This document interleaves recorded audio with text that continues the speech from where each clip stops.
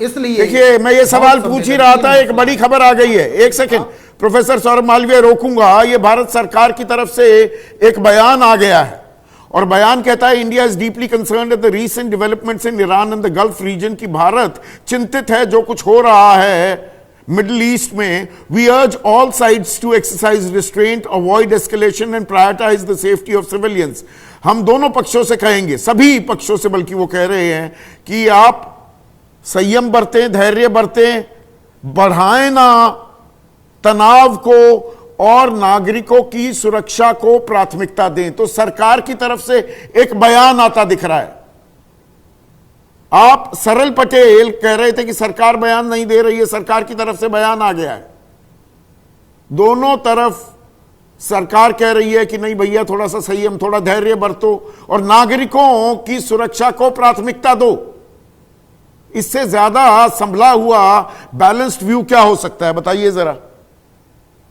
संदीप जी, हमें पहले तो एक बेसिक समझना होगा कि 2014 से पहले जो भारत की फॉरेन पॉलिसी का एक सीधा ऑब्जेक्टिव होता था कि विश्व में भारत का झंडा लहराना, भारत का स्टेचर बढ़ाना। लेकिन 2014 के बाद फॉरेन पॉलिटिक्स, जो फॉरेन पॉलिसी है, वो डोमेस्टिक पॉलिटिक्स ड्रिवन हो गई और हमारा ऑब्जेक्टिव शिफ्ट हो गया कि कैसे मोदी जी का डंका बजाना।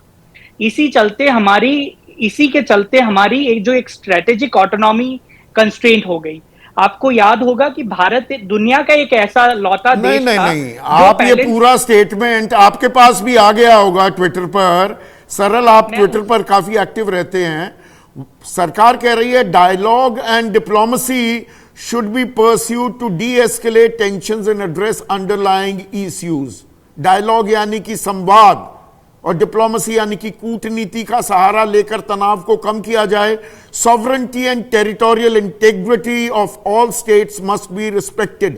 संप्रभुता और जो सीमाएं हैं किसी भी मुल्क की, उनको उचित सम्मान दिया जाना चाहिए। तो ये तो इजराइल को भी कह रहे हैं, अमेरिका को भी कह रहे हैं और ईरान को भी कह रहे हैं। संदीप जी, आप अगर मुझे 30 सेकंड का वक्त देंगे तो मैं उसी पर आऊंगा कि आपको ये समझना होगा कि हम एक ऐसे लौते देश थे जो पैलेस्टीनियन अथॉरिटी से भी रिश्ते रखते थे, इजराइल से भी रखते हैं और ईरान से भी रखते हैं। और इंडिया हमेशा ही ग्लोबल साउथ का हिमायती रहा है, चाहे वो नॉन अलाइन मूवमेंट की बात हो या पूरे डेवलपिंग वर्ल्ड की आवाज उठाने की बात हो। ये सिर्फ एक स्लोगन नहीं हो सकता, ये हमारी लेगेसी है। तो आपको ये भी समझना होगा कि ऐसे ही मिलिट्री एक्शन जब लास्ट लेगेसी पर कौन सा आघात किया जा रहा है? सर, लेगेसी विरासत की आप बात कर रहे हैं, उस पर कौन सा आघात है? जो अभी प्रोफेसर सौरभ मालवीय कह रहे थे, पुराने दोस्त भी हम रखेंगे और नए दोस्त भी साधेंगे। तो हम दोस्त कैसे रखेंगे? जब लास्ट मंथ वेनेजुएला पे मिलिट्री एक्शन हुआ, तब हमारा एक ऐसा सिमिलर स्टेटमेंट आता है जिसपे हमने कह दिया, सेम थिंग हमने कही थी कि डीप कंसर्न है हमें और टेरिटोरियल इंटेग्रिटी मेंटेन होनी चाहिए। अगर आज ईरान सिचुएशन में भी हमारा वही मम्बल फंबल अप्रोच है, तो ये न्यूट्रलिटी नहीं, ये एक साइलेंट स्पेक्टेटर हम बन रहे हैं। तो जिस ग्लोबल साउथ का हम हिमायती बनते हैं, क्या उसमें हम हमारी क्रेडिबिलिटी नहीं खो देंगे? हम दोनों पक्षों से आग्रह कर रहे हैं कि संयम बरतो, धैर्य बरतो। हम अपने हित साधेंगे ना, हम एक तरफ क्यों खड़े हो? नहीं, जो बात है कि ग्लोबल साउथ की आवाज हम प्रखर होकर उठानी चाहिए। जिस तरह से आपको दिख रहा है कि नेटो का मतलब फ्रांस नेटो मेंबर है, स्पेन नेटो मेंबर है, फिर भी ये कह रहे हैं कि ये अमेरिका का एक्शन पूरी तरह गलत है और हम इसको यूएनएससी में घसीट कर जाएंगे। तो क्या भारत भी एक ऐसा स्टेटमेंट नहीं दे सकता? जब फ्रांस और Spain being a NATO Alai ये कह सकते हैं, क्या हम इस तरह का एक स्ट्रॉन्ग अप्रोच हम ये नहीं सिग्नल कर सकते कि हम ग्लोबल साउथ के साथ खड़े हैं, हम हमारे डेवलपिंग कंट्रीज के साथ खड़े हैं? लेकिन ये ऐसा नहीं हो सकता कि हम एक स्टेटमेंट दे दे और फिर हम उस पर कोई फॉलो अप ना करें, जो हमने इन केस ऑफ वेनेजुएला देखा कि एक स्टेटमेंट आ गया, फिर हमारा अप्रोच ये रह गया जैसे ही जो ट्रेड डील में कि हम भाई वेनेजुएलन ऑयल, तो मतलब खाली जुबानी जमा खर्च से काम नहीं चलने वाला है। ए के वाजपेयी, सिर्फ जुबानी जमा खर्च से काम चलेगा या हमें बताना होगा कि भाई ये हमला सही है या नहीं सही है? जब फ्रांस और स्पेन ये बात कह सकते हैं, सुरक्षा परिषद में ले जाने की बात कर सकते हैं, तो हम क्यों चुप बैठे हैं? या संभल संभल कर प्रतिक्रिया क्यों दे रहे हैं? प्रतिक्रिया आ गई है सामने। संदीप जी, बड़ा गंभीर विषय है, ये बहुत गंभीर विषय है और इसमें फूंक फूंक के संभल संभल के कदम रखना पड़ेगा। और जो सरकार रख रही है ये इतना आसान नहीं है कि एक तरफ खड़े हो जाइए या इधर खड़े हो जाइए या कोई स्टेटमेंट दे दीजिए। सबसे पहला हित देश हित है, उसके बाद नागरिकों का हित है और सरकार ने यही किया कि अपने नागरिक कैसे सुरक्षित रहे पहले ये देखा जाए प्रायोरिटी पे, नंबर 1। और नंबर 2 ठीक किया, वेट एंड वॉच होगा, एक तरफ नहीं खड़े हो पाएंगे। नहीं, ये इतना आसान नहीं है। ग्लोबल ऑर्डर चेंज हो रहे की तरफ जा रहा है, तो ये काम नहीं चलेगा कि हम एक तरफ खड़े हो जाएं। बहुत सारी चीजें देखनी पड़ेंगी, सोचनी पड़ेंगी, कंसिडरेशन में ला के फिर नहीं, एक तरफ खड़े हो जाए नहीं। देखिए, अब मैं यहां पर मानवीय पहलू और अपने हितों की अब बात करता हूं। एक सेकंड सुनिए ना, ए.के. वाजपेयी साहब, छोड़िए अभी कि ईरान के साथ खड़ा होना है कि इजराइल के साथ खड़ा होना है। पहले तो 10,675 से ज्यादा हमारे नागरिक हैं ईरान में, 20,000 से ज्यादा नागरिक हैं इजराइल में। कुल मिलाकर ये 8 मुल्कों पर हमला बोल दिया ईरान ने, और कुल मिलाकर जो ये 10 मुल्क हैं, यहां पर 1 करोड़ भारतीय हमारे प्रवासी हैं। सबसे बड़ी चुनौती तो आज की तारीख में उन्हें बाहर निकालने की होगी, उनको सुरक्षित रखने की है।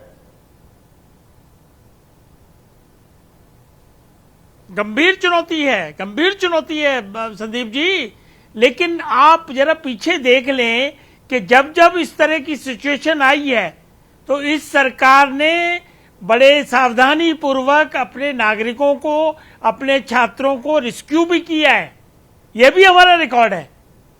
तो आप उस पे काम सरकार ने शुरू कर दिया है, एडवाइजरी जारी कर दी है। पर वो लिमिटेड स्टैंड ऑफ होता था। ए.के. वाजपेयी, आप बिल्कुल ठीक, आप वजह फरमा रहे हैं, सही कह रहे हैं। पर वो 2 मुल्कों में या किसी इलाके में तनाव की खबरें होती थी। यहां तो ये आग, ये हिंसा, ये युद्ध, ये जंग 10 मुल्कों में फैल गई है। चुनौती है सरकार के लिए, कैसे रेस्क्यू किया जाएगा, कैसे डायलॉग्स करके अपने आप को सुरक्षित करा जाएगा, नागरिकों को कैसे लाया जाएगा।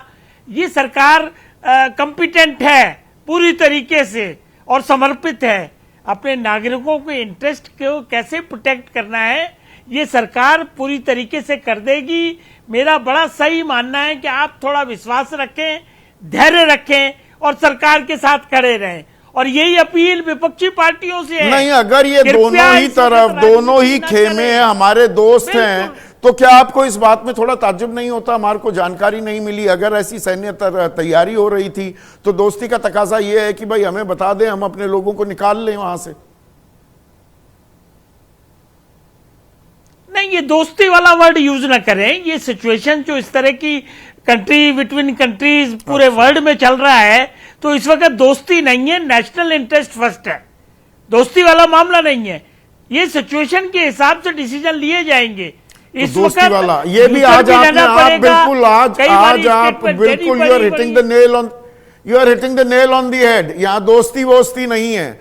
और दोस्ती तो अमेरिका ने कब की है? वो इराक को वेपन्स ऑफ मास डिस्ट्रक्शन है जी, पूरा वो तबाह कर दिया मुल्क।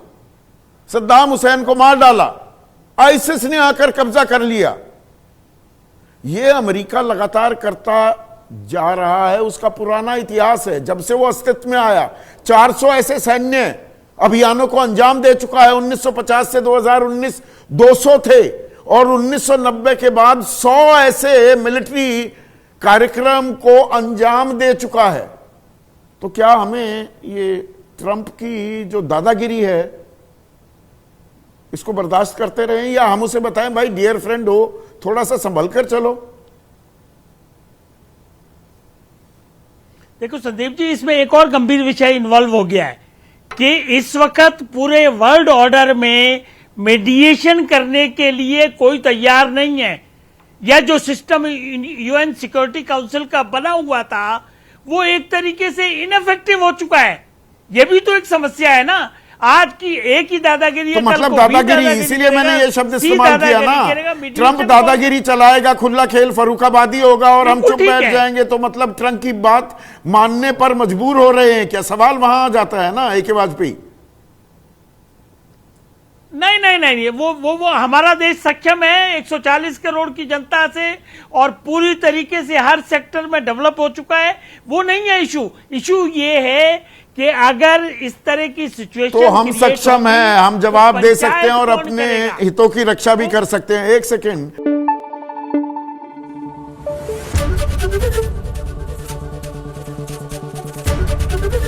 ABP न्यूज आपको रखे आगे।